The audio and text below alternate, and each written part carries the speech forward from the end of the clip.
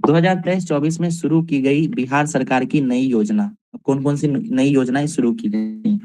मुख्यमंत्री बालिका कैंसर प्रतिरक्षण योजना, एकदम नवीनतम है, नया है, न्यूज़पेपर से हम लोग कवर किए थे, ये 6 अक्टूबर को आया है। स्वास्थ्य मंत्री मंगल पांडे ने सर्वाइकल कैंसर से बचाव के लिए मुख्यमंत्री बालिका कैंसर प्रतिरक्षण योजना का शुभारंभ किया। इसके तहत कुल 1 करोड़ बच्चियों का मुफ्त टीकाकरण किया जाएगा। इसके अंतर्गत बच्चेदानी के मुंह के कैंसर से बचाव हेतु 9 से 14 वर्ष की बालिकाओं को एचपीवी, फुल फॉर्म क्या है, ह्यूमन एपिलोमा वायरस, एचपीवी वैक्सीन का टीका दिया जाएगा। ये हम लोगों ने पढ़ रखा था पहले भी।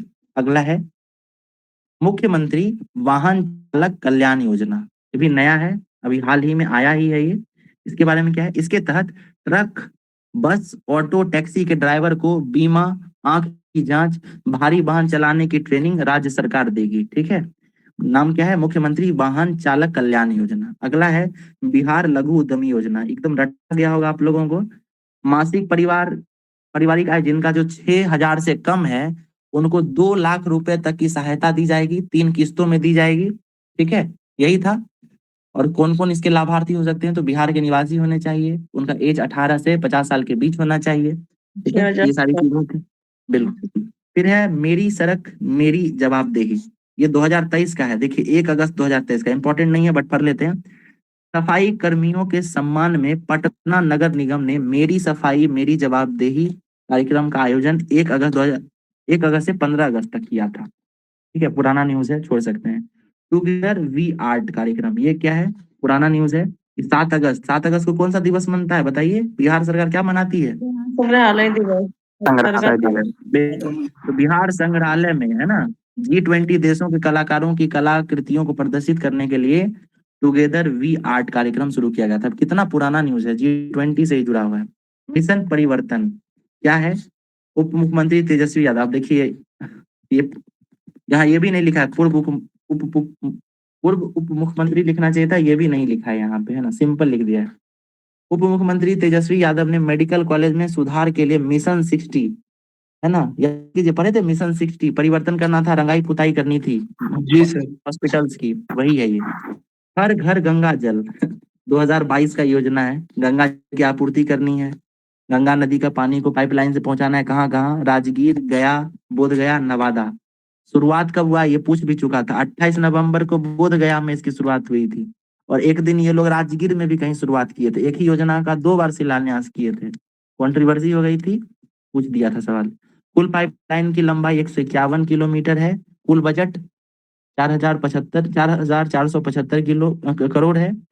और 2051 की जनगणना तक टारगेट किया गया, मतलब 2011 में जो बिहार की जनसंख्या होगी, उतनी जनसंख्या को पानी पहुंचाना, ये टारगेट करके ये योजना चलाया जा रहा है। ठीक है, ये विभिन्न जो योजनाएं हैं उसके बारे में हम लोग बात किए। अगला देखिए, अच्छा यहाँ एक चीज हमको आप लोग आंसर कीजिए, यहाँ पे है कहाँ गया, पटना पटना पटना पटना पटना, एक था ना सफाई से जुड़ा हुआ, हाँ सफाई कर्मी, है ना, मेरी सड़क मेरी जवाबदेही। मेरी सड़क हमको एक मेरी बात जिम्मेदारी। बताइए जी, एक कार्यक्रम है सेंट्रल गवर्नमेंट के द्वारा भी सफाई कर्मियों के लिए लाया गया था, उस योजना का क्या नाम था? सफाई कर्मियों के लिए था नमस्ते योजना, आ रहा है याद? नमस्ते योजना ना, नमस्ते योजना किससे जुड़ा हुआ है? केंद्रीय स्तर पर सफाई कर्मचारियों से जुड़ा हुआ है। ठीक है, नमस्ते योजना याद आ रहा है ना? नमस्ते योजना उससे था, तो या तो कोरोना के टाइम था ये। नमस्ते सफाई नेशनल मैकेनाइज्ड सिस्टम है कुछ। सफाई से जुड़ा हुआ था ना, सफाई हाँ कर्मियों से। बिल्कुल, है ना, तो याद रखिएगा, हम ऐड कर दिए इसी में, ताकि सफाई वाला जब भी आपको ये याद आए, मेरी सड़क मेरी जवाबदेही, तो उसी से वो मिशन नमस्ते भी याद आ जाए। ठीक है, चलिए अगला देखते हैं, विभिन्न रिपोर्ट और बिहार की रैंकिंग। ये सब भी मैक्सिमम चीजें हम लोग देख चुके हैं, बस क्विकली रिवाइज करते हैं। एसडीजी इंडेक्स 2023-24 में बिहार का स्थान कौन सा रहा है? एकदम लास्ट, सबसे अंतिम। स्कोर कौन सा है? 57। कौन से कैटेगरी में रखा गया है? कैटेगरी बताइए। परफॉर्मर श्रेणी। ठीक है, ये नीति आयोग के द्वारा जारी किया जाता है, और टॉप पे इस बार केरल और उत्तराखंड 2 राज्य रहे हैं। ठीक है, दोनों राज्य का नाम याद रखिएगा, पहले सिर्फ केरल रहता था, इस बार उत्तराखंड भी है टॉप पे। छठा राज्य खाद्य सुरक्षा सूचकांक, ठीक है, इसमें देखिए FSSAI के द्वारा किया जाता है। बिहार का स्थान 21वां है, याद रखिएगा ये चीज, 21वां स्थान है, स्कोर 36.5 है। टॉप पे केरल है, पहले से आपको आइडिया होगा। स्वच्छ सर्वेक्षण अवार्ड 8वां है, द्रौपदी मुर्मू के द्वारा भारत मंडपम में दिया गया था। बिहार का समग्र रूप से स्थान 15वां था। इंदौर और सूरत ये टॉप पे रहा है, ठीक है।